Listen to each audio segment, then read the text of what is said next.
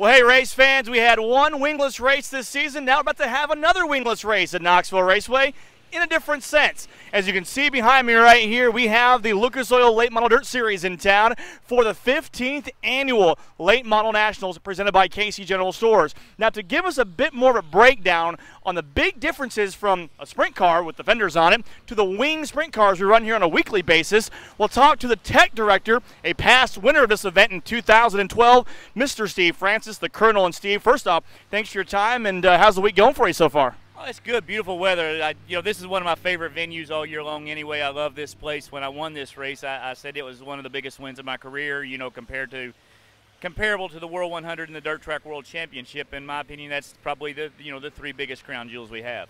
Well, we do have a wingless car here in some sense, as we talked about. Way different than what we would see on a Saturday night here in July for Knoxville Raceway. But kind of take us through maybe the fans that aren't too familiar with late model racing, the big differences here and what we're looking at here. Well, we're basically a full-bodied car, and as close as I can compare to sprint car guys is the front end would basically be our nose wing. The interior and all the deck of the car would basically be our top wing. We're flat-sided. We're 2,350 pounds. I think a sprint car is 1,400-pound weight rule. We're an 11-inch tire. I think they're a 17-inch right rear tire. We're unlimited cubic inch gas, where they're a 410 cubic inch alcohol injected motor. So, that's some of your biggest, just basic differences. We're flat-sided. The sides of our car would basically be your wing side boards. Aero on the sprint car is, from what I understand about, really, really important. And it's drastically important in a dirt late model too, but we have so much more in the suspension stuff. If you just look at like all the four-link and all the combinations, holes and brackets and adjustments that they have in these cars, you work more on a suspension on a late model than you do like a wing on a sprint car.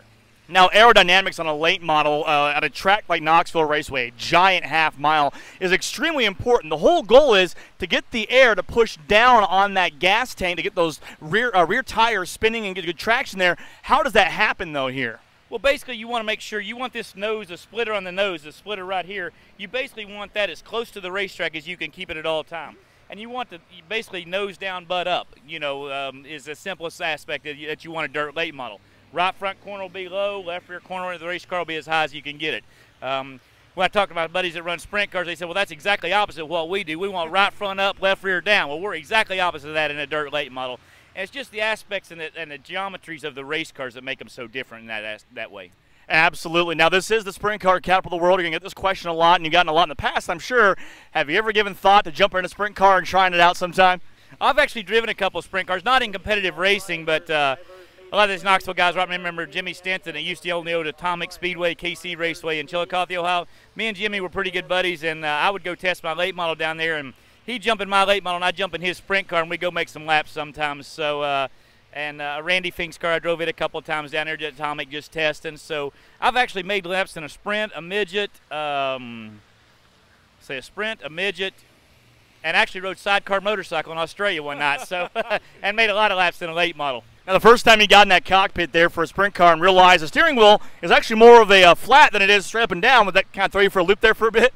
The weirdest thing that I've seen about the sprint cars is you basically run that thing almost wide open all the time, and you use the brake to drag your car down to where you want it to, where in a late model, you actually you roll out of the throttle way more than you do in a sprint car. That was the biggest difference that I've seen is like, that sprint car, if you dump the gas, that thing does all kinds of funky stuff. Where a late model, you can get by with that a little more. 2012 winner of this event for Knoxville Late Model Nationals, and it was a great win for you. Are you kind of reliving those moments when you come back here?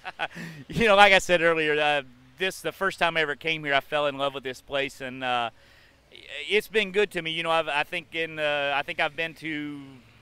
I raced competitively in 13 of the 14 or 15 nationals so far. And I think I have a win in like 2 seconds and 3/3 and a 5th or something like that. So the place has been good to me. It's just, you always relive when you've had success someplace. You come back and think, well, you watch guys race and you think, well, I don't know why he did that. I wouldn't have done that. Or, you second guess guys, but they're still out there doing it, and I'm standing back here watching it now. You've been the tech director now for Lucas Oil for a little while now. How's the new role suiting you?